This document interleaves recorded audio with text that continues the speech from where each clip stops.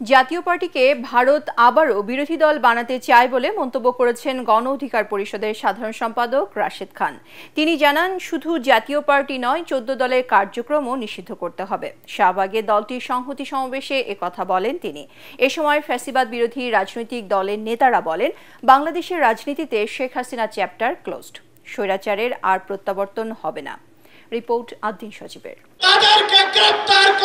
ডাকসুর সাবেক ভিপি নুরুল হক নূরের উপর হামলার ঘটনায় ভিডিও ফুটেজ থাকার পরেও জড়িতদের বিরুদ্ধে কেন ব্যবস্থা নেওয়া হচ্ছে না তা নিয়ে প্রশ্ন ওঠে গণ অধিকার পরিষদের এই সমাবেশে।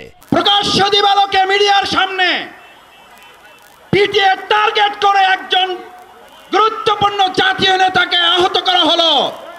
তার জন্য আপনারা যে কমিটি করেন আমার আপত্তি নাই, কিন্তু এতদিনে সেই মিডিয়ার সামনে চিহ্নিত লোকগুলো গ্রেপ্তার না হওয়া শুধু অশনি সংকেত নয়, এই জুলাই যোদ্ধাদেরকে রীতিমতো অপমান এবং লাঞ্ছিত করার সামিল।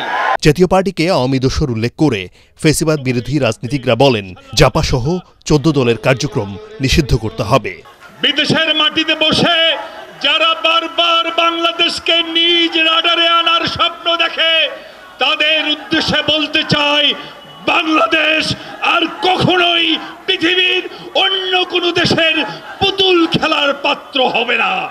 এ সময় গণ অধিকার পরিষদের সাধারণ সম্পাদক রাশেদ খান বলেন, বাংলাদেশের রাজনীতি নিয়ে ভারতকে আর নাক গলানোর সুযোগ দেয়া হবে না। ভারত, তুমি মানবাধিকার আবদার পাইছ, এই বাংলাদেশে কে সরকারি দল হবে আর কে বিরোধী দল হবে সেই সিদ্ধান্ত নেবে বাংলাদেশের জনগণ।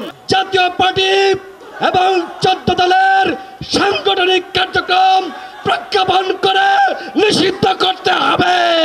এজন্য মৌলিক সংস্কার ও সুষ্ঠু নির্বাচন নিশ্চিতে ফ্যাসিবাদ বিরোধী দলগুলোকে ঐক্যবদ্ধ থাকার আহ্বান তাদের। আদ্দিন সজীব, এটিএন বাংলা, ঢাকা।